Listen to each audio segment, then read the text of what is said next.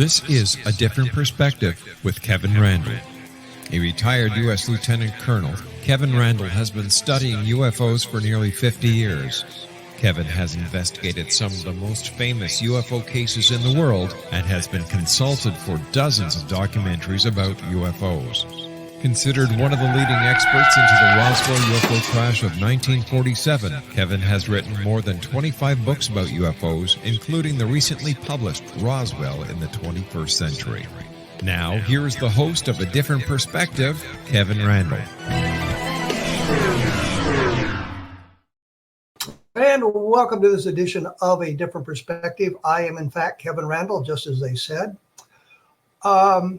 I will be joined in just a moment by Kevin Day, and I think most of you know who he is. I'll give you a brief introduction in a moment. I just wanted to say one thing. I was very disappointed in the latest issue of the MUFON Journal, in which they published a story called Roswell Solved.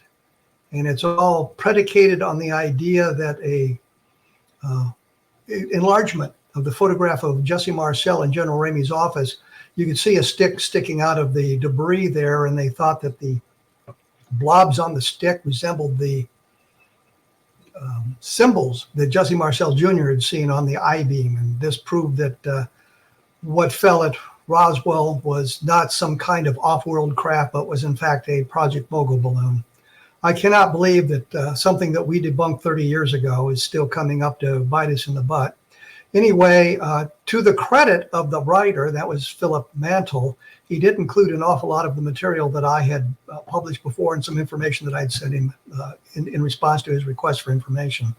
But I thought that this article was, I guess, dated. That was the best way to say it. Anyway, it's doesn't solve the case of Roswell. There's many things to argue against it. The best argument I can make is Project Mogul balloon was not recovered at Roswell as proven by the documentation, but that's where we are. As I said, I am joined by Kevin M. Day, who is a 21-year Navy veteran, serving his entire career in San Diego and Hawaii, completed 8 Western Pacific deployments, and visited many of the countries that touch the sea between the west coast of the United States and the Middle East. He retired from active duty in November 2007. He works as a systems engineer from his home in Phoenix, Arizona. He is pursuing a Master of Science degree in systems engineering and writes short stories in his spare time. His book is Sailor's Anthology, which is a fictionalized account of the NIMITZ TIC TAC UFO encounter that happened in November of 2004 off the coast of San Diego. In 2008, when he wrote the story, many of those people were still in the service. He chose to fictionalize the historical record in an effort to protect the identities of those still serving. When he tried to tell his story to others, he could tell that nobody really believed what he had to say, and they believed there had to be a more prosaic explanation, which is common throughout the UFO field, I suppose.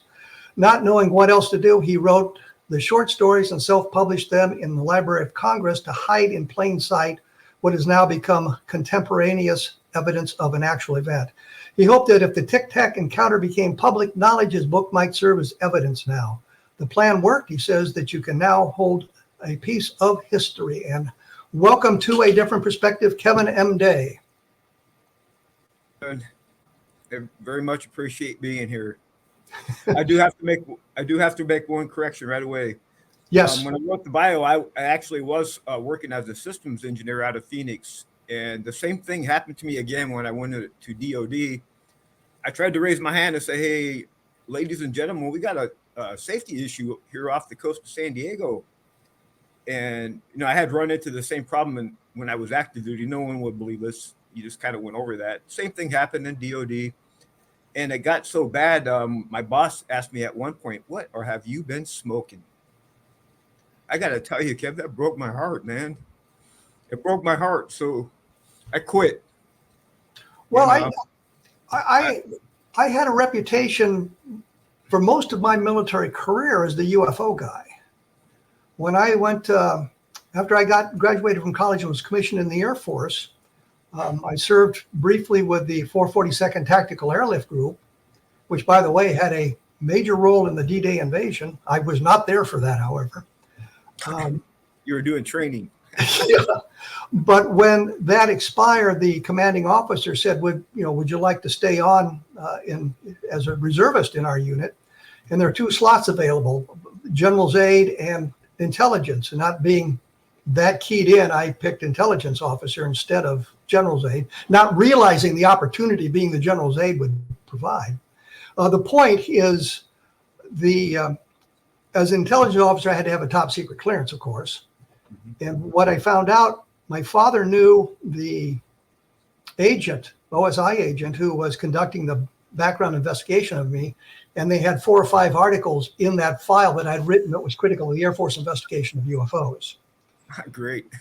But it never impacted my my career. I would get information from people and things like that, but I never had a problem with it. Although I knew that most people inside the military didn't accept UFOs as extraterrestrial craft. So I understand where you're coming from. Yeah, I had kind of the opposite experience. I was never seen as a UFO guy my entire career. I was pretty much a straight stick, by the book combat systems training team member. And, when I was up and coming, I always kind of listened to Art Bell, Coast to Coast AM, and I always had a curiosity active. And, being out that much time at sea and behind radars and going out at night and looking at the stars, I was always kept it in the back of my mind, my eyes open, but I had never, ever seen anything. And I got to tell you, Kev, the really weird thing about this event, like you had mentioned, I had made 8 deployments. I was part of 6 different at-sea commands, including 3 admirals tours and 3 Aegis ships. And this is a very strange part of this scenario. And if I get emotional here, you'll understand why in a minute. Absolutely. My very first deployment, I had done really well on operations A school, graduated number 1 out of 90. And because of that, I worked really hard. Because I wanted first orders. I wanted to have a choice where I was going to go. I chose Vincennes, USS Vincennes, CG-49 out of San Diego, California. My first deployment under Captain Rogers. We deployed. I had gotten there, did the workup cycle. We deployed. It was during Iran-Iraq war. They'd almost shut down oil shipments in Iraq and through the Gulf there. And we were patrolling the Straits of Hormuz. I'm not real clear exactly what happened, but because it's very confusing. Our helicopter may have crossed the international line, and rightfully so, the Iranian bog hammers came out and to check it out. What the heck are we doing? So in their territory. And whatever happened, shots were fired at the helicopter. And we went to general quarters. We were, and they came at us. They were open fire. We opened fire back, and we ended up sinking 9 bog hammers. And the ship's twisting and turning, bobbing, and we're trying to land the helo back on board as we're trying to return fire and not get shot. And I was a newbie. I had nothing at all to do with the surface side engagement or the air side engagement. I had a pretty boring watch called JOTS, Joint Operation Tactical System. But the weird thing is, Kev, I was standing, my job was right behind Captain Rogers. I was the closest person to him behind anyone. And I was on a different net for my particular job, but I kept hearing conversation over on the other side, F-14, F-14. And what had happened was we were engaged in a surface engagement, and all of a sudden this new radar contact launched out of Bandar Abbas in Iran. And it was coming straight for us. And this weird part of me was thinking, Kev, you've been standing here for months. But so had everyone else in front of me. Isn't that a comm error? But I couldn't say nothing.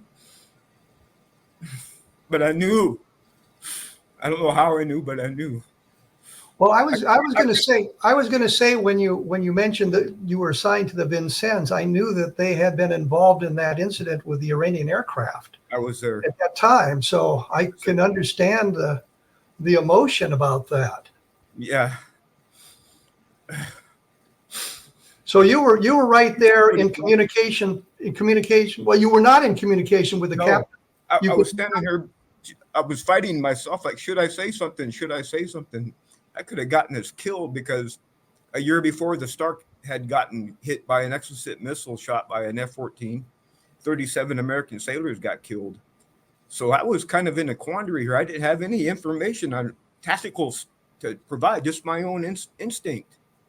In my experience of standing here watching the display all this time, but I kept thinking, everyone else had too. And the only reason why I didn't, I was like almost ready, and Captain Rogers stood up, make goddamn freaking sure that's not a comm error. And the next thing I know, he stood up, cycled the key, 2 missiles, 296 people. Yeah, that left an imprint on me. I almost got out. One of my best friends was Iranian. But I said to myself, no, Kevin, you can't get out. You've got to make goddamn sure this never happens again. Yeah, that's what I did. That's what I did, Kevin. I stayed in and I became the best of the best. Now, this is why, I went to Top Gun school in whole 9 yards. This is why this story is so strange, because when this Tic Tac thing happened off the SoCal coast in 2004. Now, SoCal, of course, is Southern California. Yes, sir, out of San Diego, right there in the Whiskey 291 operating area. Believe it or not, I was getting ready to retire. That was my very last time on a ship. So that's the bookends of my career. Shooting down Airbus, tracking and intercepting UFOs on the other bookend. Now you tell me what? And so the ship comes into port. I transfer, go to the Admiral over in Commander Naval Air Forces in Pacific. I tried to say something, and people looked at me like I'd been smoking. And I mean, you should have seen it, man. And like in air defense group meetings, people kind of get in sidebar discussions, like looking over at us, whispering, and they ran cartoons in the papers, and they really clowned us pretty good. And after a while, I just kind of shut up. I never did tell my friends and family about it until about 2 years later. Well, I can understand that. Yeah, and so I missed. I was E8, Senior Chief Petty Officer, and I was up for E9, and I had a pretty good shot of making it. But for whatever reason, they only made one E9 in the whole Navy that year. I would say that making E9 is the epitome of an enlisted career. You're at the very top, the very pinnacle of an enlisted career. It's so few men make. I know, and women, by the way. And yes, I kind of the needs of the Navy, and that was the drawdown after the war. So I kind of took that in stride. But the problem for me was, if I had stayed in, I was going back to another ship again. So I had a good job offer, someone I'd known for a long, long, long time. So I punched and I took the job, and I got out of the Navy. Well, we'll get back to the UAPs and the Tic Tac here in a moment. I got to take a quick commercial break. My blog, of course, is www.kevinrandle.blogspot.com. There's nearly 1,500 articles dealing with UFOs on that. And for those of you who are interested, I'll get back to that right after this. I got to go. Thank you. And I am here with Kevin Day. Before I went to commercial break, I kind of botched part of the announcement. I do a blog called the VietnamGroundZero.blogspot.com, which is the relatively true story of my service in Vietnam. I mention that just because that sort of began my military career, as you were talking about, Kevin, and the ending of it was a tour in Iraq. But for those of you interested in what it was like for me in Vietnam, you can take a look at that later on. We were kind of leaning toward the Tic Tac incident, I think, when we broke the break. Tell me from your perspective exactly what had happened. All right, let me paint the picture here. USS Princeton, under Captain Smith, now retired. We were off the coast of San Diego with our strike group, USS NIMITZ Strike Group, and it was my last underway on the ship. I was a combat systems team trainer, and my role at that point, I was the qualified air warfare controller coordinator, and so my role was really to take grade, come up with a lessons learned plan at the end, so we could fine tune watch stations and who was going to school and the whole 9 yards, right? So I was walking around combat. I had headsets in my head, and I was reviewing all the stations. And it was my air defense plan and my exercise. I had designed it. I had briefed it. We had spent months getting ready for it. So we're off the coast, and about 3 days to 4 days before we were going to do the 8X, we started to notice these strange contacts coming out of outer space, sub-Earth orbit, above 80,000 feet. And above 80,000 feet wasn't really my line of work. That's more ballistic missile defense. My job is below 30,000 usually, where the tactical fighters usually play. And we didn't have any aircraft aboard the Nimitz at the time, and these things hadn't exhibited any type of hostile intent or anything like that.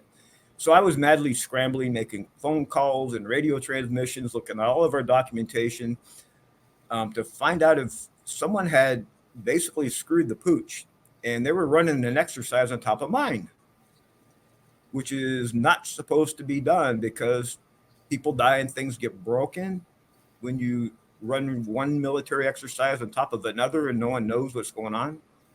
That's kind of what happened in this recent shooting, by the way, when they tried to take out the ex-president.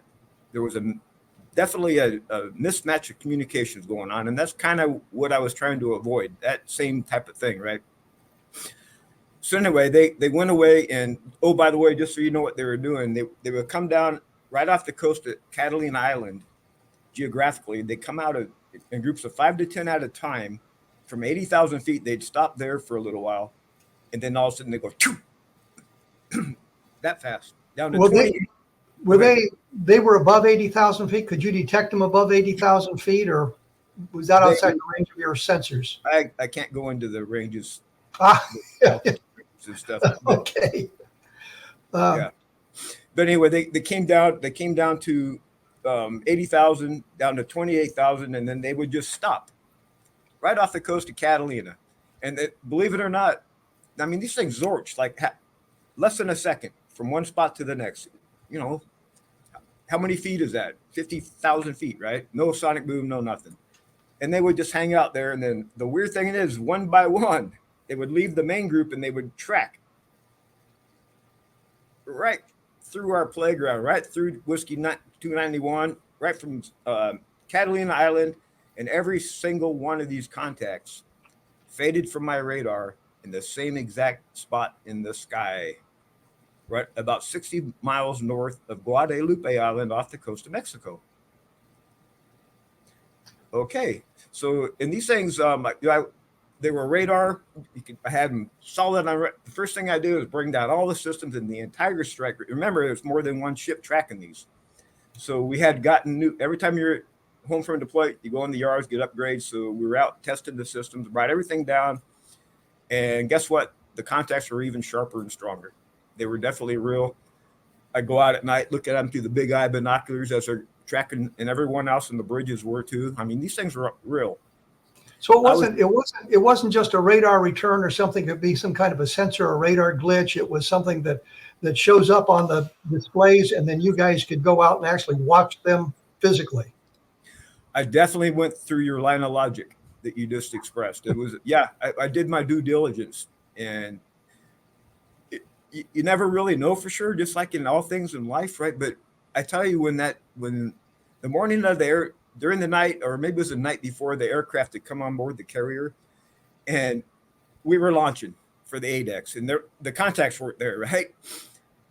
But as soon as we launched, here they come, and they started tracking, and Cap Smith comes down to the combat. I call it combat for short, CIC, Combat Information Center. Comes down, makes his way down. I pull him off to the side. I say, "Hey, sir, we've been tracking these things for several days now. And your senior chief standing here is extremely concerned for safety of flight. I do not want to crash into one of these because I think they're real. Because someone's going to ask both you and me, sir, why we were so damn curious. And it's not going to go well for us." And he looked at me and said, "You're right, senior chief. Intercept and VID." I was like, fuck yeah. I went back to the air side, and I was greeted by a bunch of smiling, happy faces, because that's exactly what we wanted to do. So Commander Fravor launches. He was that kind of guy. You know, he's a commander of the Fast Eagle Squadron, Top Gun pilot, good to go, right? He launches, we we suspend the exercise because we're going to transition to a real-world tasking. We take control. I send him to the closest object. I'm the air intercept control supervisor, right? And my junior guy is right in front of me, and he's control. So if his name ever comes forward, just know it's not me talking on the radio, right? So we go to the closest object about 30 miles north of us, out to the northeast a little bit, and he gets right co-altitude with it. And it's him and the wingman, right? Fast Eagle 1 and 2. They get in the merge plat, which on the 2D display, you're looking at the symbology. We're not looking at raw radar. We have little symbols, like Egyptian symbols looking things that we look at. As soon as he gets in merge plot, the thing drops 20. He says 20,000. I seem to remember 28,000, but we'll go with his number. 20,000 feet down to 50 feet above the water in 0.78 seconds. No sonic. And that was displayed on your sensor arrays? Absolutely. And his visual Absolutely. observation. Absolutely. And every symbol has its own track number, like 4456 or whatever it is, right? The track number didn't change. It was the same object, right? So he goes chasing it down. He leaves this wingman up high. He goes chasing it down. He gets down co-altitude. This object, whatever it was, recognizes him. And I'll tell you why later. He gets in a little dogfight. I have the comms on the overhead speaker, and all of a sudden, this guy is a Top Gun grad, right? Top Gun, badass, hours in combat, 6,000 hours in his logbook. And on the radio, all of a sudden we hear, oh my God, I'm engaged. Just like that. We're like, what in the, what? Yeah. And right then, and these are his words, I saw this on radar, the thing disappeared right in front of him. And I swear to God, you know where it went? This will put hairs on to make the hairs on your arm stand up. Like if this is the aircraft carrier, right? Let me get it in the display. And over here is the bad guys. We put up, and next up here, we put up stations here, all pre-populated. So all the pilots know where to go, what station they're going to man already. It's all briefed and everything. We hadn't even manned any stations yet. He was the first one to launch. Guess where that object went? To his first station. It went to his. That's what I say, his station. Yeah, his. Not close, Kevin. Exactly on the long altitude, everything. And how do you react to something like that? So we reacted by canceling training, is what we did. Now, I want to kind of fast forward to what happened here a little bit. Well, let me ask you a question. Let me ask you a couple of questions here. Was all of this? I'm assuming all of this was recorded. Absolutely. So not only the displays and the sensor data was recorded, but the communications was recorded, and and what was going on in the aircraft was recorded. Absolutely. So it's not just your interpretation or his interpretation of what he was seeing. We've got it documented as well, so it can be looked at by people who can interpret it from a calmer position because they're not engaged in the activity. Yeah, and there's real good reasons for it. Obviously, number one, you want if there's an accident, you want something to figure out what the heck went wrong, right? Number two, you got lessons learned, so you can go back and apply lessons that you've learned. Oh, we can do that part better. And the third reason, there's other reason, but a third reason might be technical, like something glitched in the system or something. We got to record it and figure out what happened. But yes, the answer is yes. It was all recorded. And during the night, a helicopter came on board the ship. I was in my rack sleeping when this happened. Apparently, two people in suits and ties came on board the ship and took our data. Apparently, it happened to the other ships too. So it was not just your ship involved in that. It was all the ships in the fleet were involved. That is my understanding. Of course, I wasn't on the other ships, so yes, it's hearsay. I don't have proof. But the helicopter, well, you weren't there, you didn't see it. Was anybody able to identify where the helicopter came from? Do we know who these people were? Short answer is no. I'm sure there's people that know, but I never found out. You're not one of those lucky people. I wasn't one of them, no. But the captain would know. I'm not even sure he knew.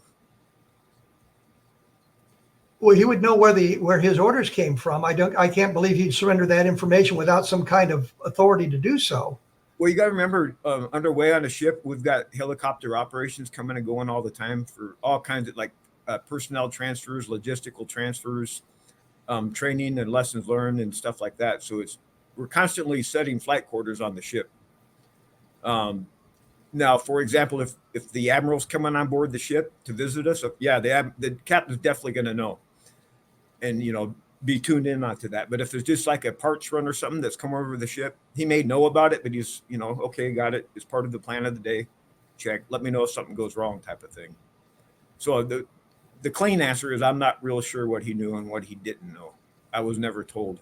But I'm thinking that this would be something, it's not like a parts run. It's not like the admiral showing up. It's these two guys showing up, and they're taking the data from you guys. The captain would have to know that. I cannot think of a situation in which he would not know these guys are coming on board and they're authorized to take this material away with them. Well, he definitely knew that part, but maybe he didn't know the why part of it.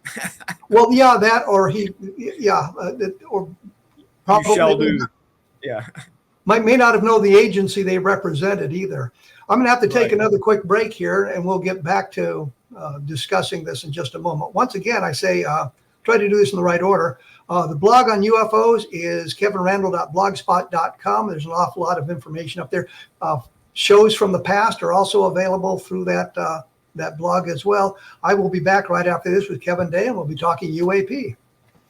And I am here with Kevin Day. And before we get back to our discussion of the Tic Tac incidents, I guess we could call them, I'm always very bad at promoting my own work, but I want to say this.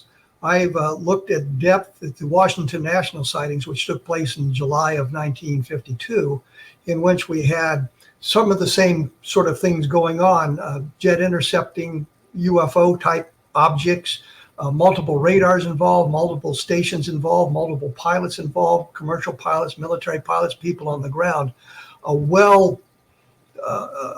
mass of people on 2 consecutive Saturdays in July of 1952, which resulted in what I think of my favorite headline ever in a newspaper, which is the Cedar Rapids Gazette. In a headline right out of a science fiction movie said, "Saucers swarm over Capitol," banner headline across the front page. But the real point is, it's not just one guy seeing something or 2 guys seeing something. It's a multitude of people, multitude of pilots, multitude of radars being involved in those incidents. And when the fighter interceptors would arrive in the area, many of the UFOs would just disappear from the screen. And once the fighters left, they would all come back. And that's from what the people in the radar room told me, both Dewey Fournay and Al Chop. Both men were there, and I had an opportunity to talk with both. So we're now involved with this. This was not just a single sighting. This was a series of sightings as well. Is that correct? That's correct. It was over the course of about the November 10 to about the November 16. They came in groups of 5 to 10 at a time. If you counted up all the objects and all the groups, it was about 100 of these objects. Could it have been the same 4 or 5 objects being repeated, or was it obviously different objects being observed? Oh, man. Is it possible? Yeah, but I don't think so, and here's why. Over the course of that time, they transited our operating area 1 object at a time. And like I had said, they all disappeared off radar in the same spot in the sky. Now, I got to the story to that point right there when Lou Elizondo came to see me with Tom DeLong, and he stopped. He looked at Tom. He said, "We're going there." So Lou Elizondo, Tom DeLong went out to Guadalupe Island, and they talked to the fishermen. And the fishermen out there were like, "Well, gosh darn, it's about time someone came out here and talked to us." Apparently, they see them drop from the sky and into the ocean all the time. Into the ocean? Yeah, no splash. And I'm guessing, speculating, if you will. There's something down in the ocean that they want, or they have a need, or there's a reason why they're going down there. Now, is it, like, to answer your question, is it possible it's the same group going over, recycling over and over and over and over? Well, we do it on the aircraft carrier, so I guess it's possible. Well, I'm concerned about the distances. Are we looking at something that you believe to be extraterrestrial, off-world type alien creatures? I have no other explanation. But I have to tell you, Kevin, my mind is open. I'm looking for the truth, and I don't care what it is. I want the truth. But I have to tell you, my gut instinct at this point is, yes, we are dealing with an intelligence that is not human. Well, I look at it's not modern human. Let me put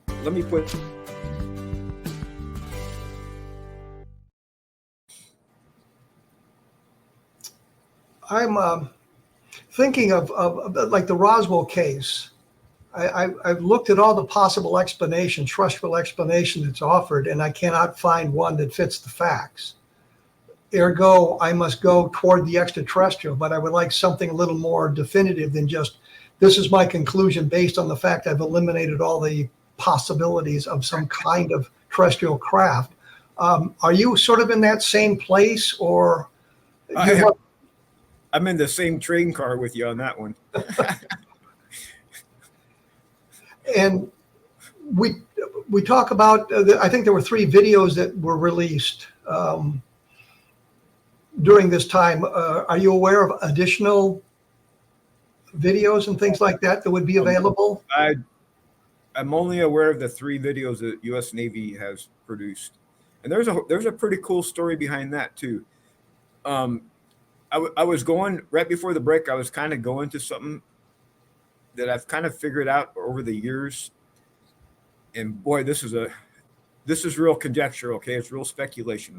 Just let me say that, because what else do I have? You know, I have a brain, and I'm thinking, and I'm doing research and studying and everything, and I have a pretty good bullshit filter, right? But anyway, when the 2004 event happened, right, I'd always wondered, how did it know, and why did it go to his cap station? It was always eating on my brain, right? Years later, time went by. 2017, I had made it home, quit my job, ended up here in the wilderness, looking for researching a family mining claim, 100 years old gold mining claim. I found it. That's a whole nother story. NASA's interested in it now. It's huge. It goes from Northern California, Northern Washington. I can show you the research. But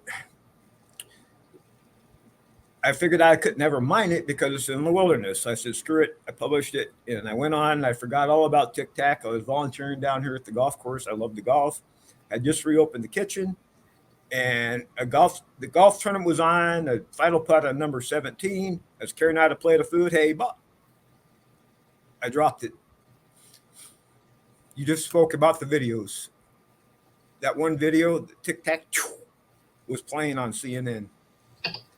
I was so freaking shocked. I don't know how I made it home. You know why? Because I was the only person on the planet that had actual evidence that it really happened. It was in my book in the Library of Congress, just like I had planned. Now, you say your book. I wish my book was for that moment. If it ever became public, I could prove it really happened. How else do you explain the presence of my book in the Library of Congress, of all damn places, that totally tells this whole story from A to Z? Now, I changed the names and I changed the date by 1 year, but the name Tic Tac is in the book. The names of the ships are in the book. There's no question it's the same story. And of course, it was in the Library of Congress prior to that information. I checkmated them. Yeah, that's why I published it. To publish it, to do that, and to get it off my head, to get it off my mind. I've done something with it. I can go on in life. So it was therapeutic too. I did it for a couple of reasons. But so what happened was I came running home. I get on the phone with my buddy, Gary Voorhees from the ship. And I said, hey, Gary, he was from Computer Guy, right? I said, you and I were there, and we can't let Commander Fravor twist in the wind here by himself. We've got to speak out. we've got to let people know this really happened and we have evidence. Long story short, we formed a company called UAPX. It's I'm no longer part of it, just so you know, nonprofit. We planned a mission out in SoCal, and we're going to shot in the dark, right? We're going to go out to SoCal, and other people got involved. I had Dr. Kevin Knuth and Dr. Matthew Zidalgas from the New York University. I had Carolyn Corey, a movie producer, and I had David Altman, another movie producer. I had David Mason. He's probably the best technologist on the entire planet. And we had this table set up about 20 feet long, set up with all kinds of gear you can possibly imagine. Scientific equipment, right? And none of us had any idea anything was going to show up. It was a shot in the dark. Caroline Corey spent a fortune getting us there and all the logistics and everything. She took a real chance. So we got all set up, and guess what happened? They showed up for us. Not only Kevin, not only that, according to the quantum physicists, the astrophysicists that were there, they took 600 hours of data and they looked at it in the labs. They are believing right now that they came through a wormhole. Radar detectable objects came through a wormhole. Just say hi to us, apparently. So my mind immediately went back to 2004. Remember how I said that object knew our intentions? Yes. Didn't they just know my intentions again? So they knew my intentions twice now. So I'm thinking, I was actually thinking out loud. I must have been, because I was sitting there thinking, intention. That's it. That's what. And all of a sudden, Dr. Zidalgas walks up to me, and I still get goosebumps. And he said, Kevin, I have a question for you. I said, what, sir? He said, do you think intention has anything to do with this? And I froze. I said, yeah, absolutely. And it took me years to figure out the role of intention in the universe. But Kevin, I got to tell you, I think I did. In fact, in the last 2 months, I have developed actual mathematical equations and I have a bunch of derivative equations off of it too, that directly relate the force of intention to the fundamental forces. Gravity, strong nuclear, weak nuclear, and electromagnetism. And this is how I figured it out. And it all led from one question. And let me hit you with it. And let me run through my logic here before you interrupt me. It's like a chain of 4 questions. Well, wait. I'm getting awfully close to the commercial break. So yeah, definitely take the commercial break. Because this is like the juicy part of the interview. So take the commercial break. I've got like 2.5 minutes before we get there. So I'll fill the time with a couple I can run through the logic real quick because it's real easy. Let's save it for the last segment and get it all stuck together so we don't have that break interrupting it. I was going to say, because you talked about electromagnetic energy involved in this, and I've been studying the Levelland UFO sightings from November of 1957, where the objects were close to the ground. They stalled car engines, filled radios with static, dimmed headlights, and all that sort of thing. The sheriff of Hockley County, Texas, that's Levelland County, was talking about there being hundreds of people calling into the sheriff's office, the police station, talking about the close approach of this UFO stalling the cars. It's a marvelous case. The Air Force managed to deflect everything to a question of how many people were involved. They said there were 3 people who actually saw an object. Don Kehoe, who is the director of the National Investigations Committee on Aerial Phenomena, which was a civilian organization, Major Don Kehoe, who had been a Marine pilot, as a matter of fact, said there were 9. I went through the Air Force file and found 13 people. So the Air Force file even kind of negates their argument. The real point is we're looking at this event from 1957, 1952, the Washington Nationals, and we can see where the government and the military conspired, I guess is the best word, to downplay the importance of these sightings. They've been going on that long, and we've got all this evidence built up, and yet it's been misdirected into other areas. We're told that these things are are hallucinations, delusions, misidentifications, and all sorts of things. And yet the documentation exists, the evidence really exists. I personally haven't held any of the debris or anything like that in my hands to say, yes, this is physically real and it's not made from this earth.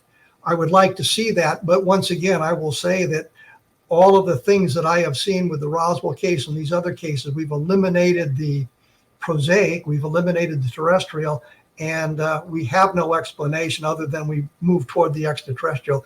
When we come back in just a moment, we'll get to your logic, and we can do it without having to interrupt it. We will be back right after this. I am joined by Kevin Day, and before I let him get into his long process here, let me just say, for those interested in verifying some of what he said, you can go back and you can find his book, Sailor's Anthology. It's available on Amazon. You can check out the publication dates and see how it predates the release of the Tic Tac information, kind of validating some of what he's saying here. The floor is yours. All Give right. it to us.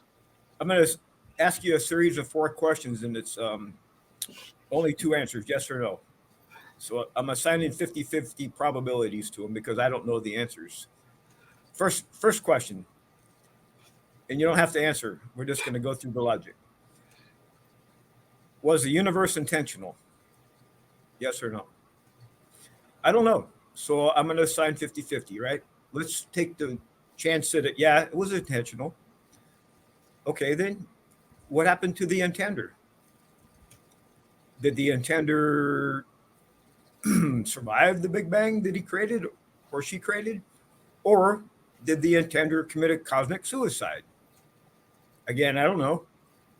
But let's go with survival. If the intender of the Big Bang survived the Big Bang, is it benign or active? What form is it in? Again, I'm going to say it's active. It's an active force. I mean, why would you just do it and just be benign? I mean, I'm going to go with active. Okay, if it's active, in what form? Now, we know there's 4 fundamental forces. We've got gravity, electromagnetism, we got weak, and we have strong nuclear forces. Now, if the Big Bang created all those forces, doesn't it make sense that intention created all those forces? Therefore, intention itself is mathematically equatable to the 4 fundamental forces, and I've done it. I have done it. Now, when I say I've done it, I have formulated the equations, and I had AI help me populate the statistics behind them. So, therefore, my math is solid. Now, I have a bunch of derivative equations built off of this principle that intention is directly related to fundamental forces. And one of the things I've done recently is I've integrated the Mandelbrot fractal set. And what a fractal set is, imagine how coral grows, right? It starts with 1 and it kind of spreads out, and it's the same coral cells growing over and over and over and over. Where the same kind of fractal effects happen in sociology. All kinds of phenomenon. You get one idea in the public and it'll just kind of spread, and it builds like micro intentions suddenly become macro intentions. It's all fractal. It behaves like a fractal. So I use my frameworks, and what I've done is I've taken Chat GPT and I've trained my frameworks. I have a bunch of them now, and all I have to do is use a plain language query, and it selects the right framework to use, and it spits out probabilities within about 2 seconds. And one of the things I've been playing with is, because the elections are hot and heavy right now, I've been doing like one of the frameworks I have is called, excuse me, it's called Future Intentions Likelihood Scale. I call it FILS. Future Intention Likelihood Scale. And what it does is my equations they have API written into them. So if I need a data point, what it does is the API reaches out to the web and pulls in that piece of data.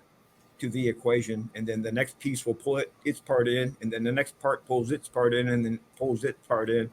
And in the back end of the system, it goes through algorithms to make sure that the data is smooth and balanced and it's reported fairly.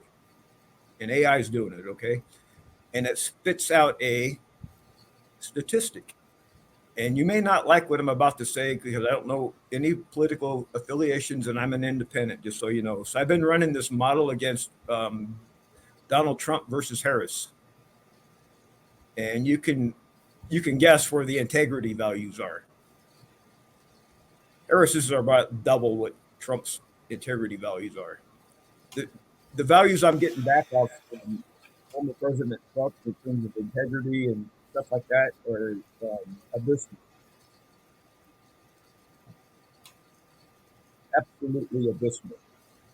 Which gives me great cause for voting for him because of that. And I'm apolitical. My problem is that because of my own research and what my models are showing me, I don't know what to believe. Anything he said, I don't know if to believe it or not. That's the problem. Well, have you applied? Go ahead. That's just one application, huh? Have you applied this to the UAP? Have you asked questions of the AI about the UAPs that you've encountered?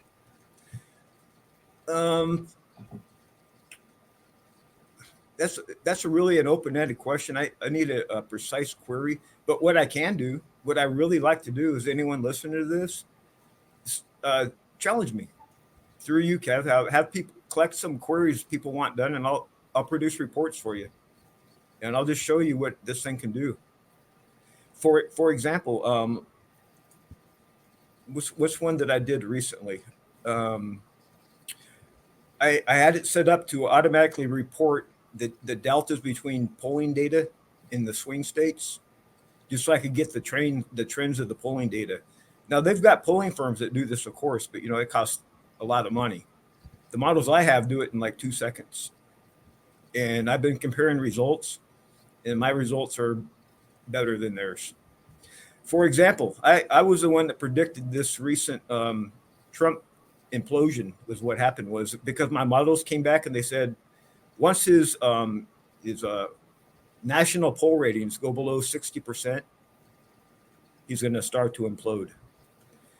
And he started to implode exactly at that point.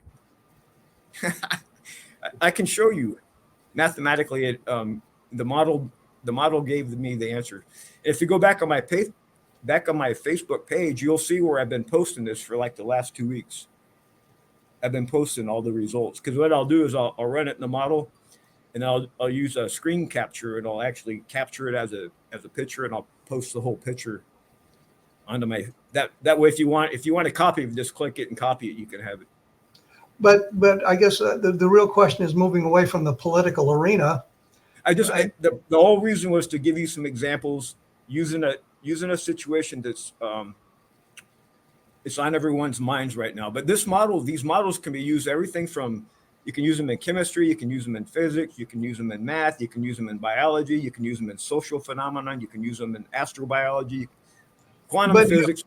Have you applied it to the possibility of extraterrestrial visitation, for example?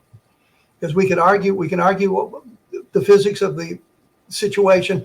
The distances are impossible for us to imagine. The length of time it would take to travel between stars or among the stars is literally astronomical. The short answer is no. And since you asked it, I have to ask myself, why not? Maybe I'm just not ready there to do that with it yet. And part of the problem, Kevin, is I don't know what to ask. I mean, in order to get the right answer, you have to ask the right question. That's the key to this whole thing. You have to know what questions to ask. Otherwise, you're going to get the wrong answers. Well, I know David Rudiak, who's been trying to interpret the Ramey memo, which is this document General Ramey was holding in his hand when he's photographed in 1947, about the text. And he's run that a number of times, but the answer changes. That's great. Hey, do me a favor, send me that, and that's a perfect thing for my model to test. That's exactly what I want to test right there. We can certainly do that. And I know the people who can do that. I see by the old clock on the wall, we're kind of running out of time here. Your book is available on Amazon, which is Sailor's Anthology, and it's got it's got the information about. Correct. And there's also a free copy, because I didn't write the book to make money, and I'll give it away all day long. So I'll send you a link to the free copy. That we can have it, okay? Because I'm not. And I can post that. I can post that on my blog for those of you who would like to. Absolutely. Okay, we'll do that. Yeah. I got to say, I've really appreciated you taking time to chat with me today. It's been an interesting conversation, to say the least. Can we come back and do it? Because I wasn't even close to being finished. What happens when I only have an hour? We just don't get to where we need to go. Certainly, you can come back and we can talk about that. Okay, good. I cannot imagine the horror of being involved in the Vincennes incident. It just is astonishing. So I was able to turn it into good. That's the only thing I could do. I had to internalize it and use it as a source of power. Well, again, thank you so much for taking your time today. I'll be in touch. I'll send you the links as soon as I have them available as well. Thank you so much. All right, thank you. Next week, believe it or not, we're going to be talking about the Ramey Memo and another analysis of the Ramey Memo by a guy named David Jones, who is not involved with a locker. That's a kind of a, I guess, nautical joke, or the monkeys for that matter, which would be a musical joke, I suppose. He's looked at the data using, I think, one of the scans that I was involved in at the University of Texas at Arlington Special Collections. I've been there twice where we've done scans as the technology has advanced to see if we can discern what the memo says. There's a key phrase that David Rudiak talks about, which is victims of the wreck. Others have viewed it as remains of the wreck.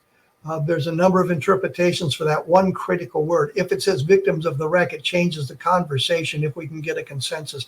And that's what I was talking about with David Rudiak. He had used artificial intelligence on the memo. And the first time he ran the scenario, it came back as victims of the wreck. And I thought, well, this is great. Now we've got some kind of scientific evidence that leads us in that direction. It's just not an interpretation of visions of faces in the clouds type thing.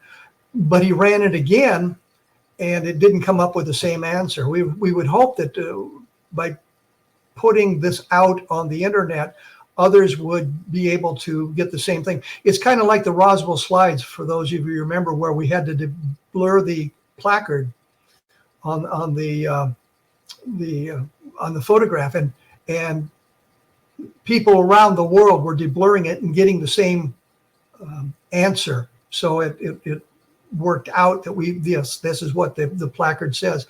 With this Ramey memo, we have not had that kind of luck. I know David is still working on that. There's other people working on that as well, trying to discern exactly what this says. And from what I understand from the people I've talked to, with those doing the scans of the negative, that we've done the best job that can be done. The technology is not going to be able to bring us any more information, and the way to solve this is now to throw it in the hands of artificial intelligence, I suppose.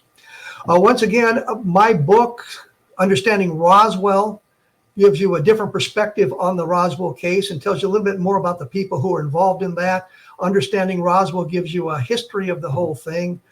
My book, Level Land, of course, talks about Level Land, and the Washington National Books talks about that setting. I will be back next week with David Jones, and I'll talk to you then.